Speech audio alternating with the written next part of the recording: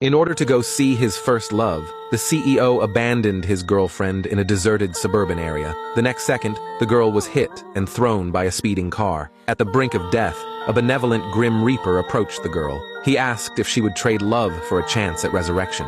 Once she agreed to the trade, she would never love anyone again, until someone was willing to give a passionate love to help her reclaim the ability to love. Having long been completely disappointed in the CEO, the girl immediately agreed to the deal.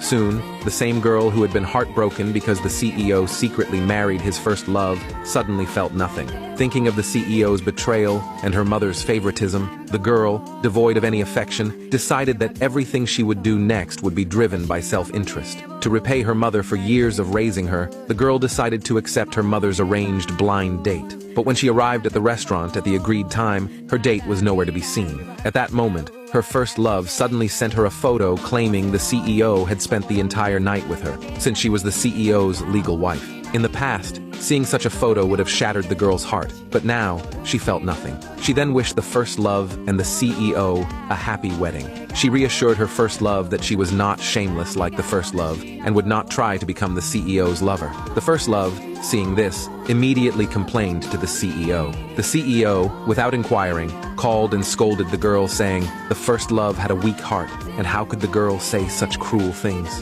Hearing this, the girl indifferently responded, "I am indeed a vicious woman. If you don't want to be insulted by me, then have your wife stop messaging me first." After saying this, the girl hung up the phone, leaving the man helplessly furious. Meanwhile, the girl, still waiting for the blind date who never came, was about to leave when a man appeared arm in arm with another woman. He was stunned when he saw the girl and asked, "Aren't you the CEO's fiancée? Why are you here on a blind date?" He had thought the person would be her sister. The girl hadn't expected that the perfect arranged marriage match her mother described would be none other than the notorious playboy William. But having no feeling of love left, the girl no longer cared about any of that, and even greeted William politely. William's female companion saw this, got jealous at once, and asked the girl who she was. William pulled out a card and sent his companion away. He then asked the girl, "You had a 7-year boyfriend, didn't you? How are you here dating someone else?" The girl bluntly said they had broken up last night. "If you're pleased with me, William, we can consider this alliance agreed." Then the girl assured him their marriage would not interfere with William's life. He could do whatever he wanted before marriage and continue after,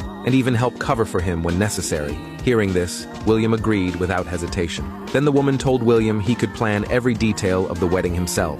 She then left the restaurant. Unbeknownst to her, what she thought was a loveless arrangement was exactly what William had been longing for. William had actually fallen in love with her long ago, but since she only saw the CEO, he could only silently wish her well. Now that his chance had finally come, William immediately hosted a celebratory party. At that moment, the CEO happened to pass by and heard the girl and William on a blind date, mistakenly thinking she was jealous and trying to provoke him. Irritated, he angrily called the girl, demanding to know why she had betrayed him. The girl calmly replied, "From the moment you married your first love, we were already over. How is me going on a date betrayal?" But the CEO couldn't believe that a girl who loved him for 7 years would give up on him so easily. He angrily said, "Since we've broken up, tomorrow come to my house and take all your stuff." The next day, the girl arrived at the CEO's house and saw the first love wearing her pajamas. Seeing this, the woman mocked the first love. "Don't you have your own clothes? Why do you like wearing mine?" At this, the CEO walked over and took the first love's hand, brazenly commanded the girl to tidy up the first love's room because she would be staying a while.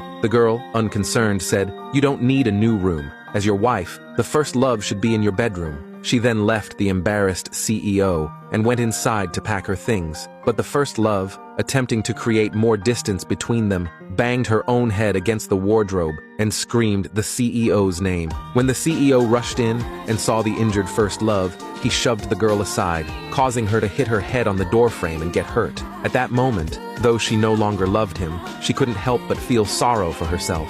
7 years of feelings dismissed by someone else's words. Seeing the two of them so blatantly false, she just wanted to leave as quickly as possible. The emotionally unstable CEO still thought she was throwing a tantrum and shamelessly said, "If you step out that door, we are truly finished." The girl snorted in cold laughter and left without a second thought. Seeing this, the CEO realized she was serious, and as he panicked, not knowing how to win her back, He discovered on the night she disappeared, the driver tasked with picking her up had missed the message due to a broken phone and didn't know how she had made it home alone. Hearing this, the CEO understood why her attitude had changed. To salvage the relationship, the CEO called his first love and demanded that they file for divorce tomorrow. The first love agreed outwardly, but secretly posted their marriage certificate online and framed everything on the girl with the aim of ruining both their reputations. Considering the first love's parents and her reputation, the CEO had no choice but to agree to hold the wedding. But unable to let go of the girl, he texted her before the wedding saying that if she would show up at the ceremony, he'd give up everything and leave with her. However, even as they headed to the wedding hotel, the girl hadn't replied. Unbeknownst to him, she was already sitting in a wedding car. Coincidentally, the two wedding cars stopped at the same intersection. The first love, seeking to bless this seized marriage, asked the bride next door to exchange bouquets. But when that bride turned the bouquet, both the first love and the CEO were stunned.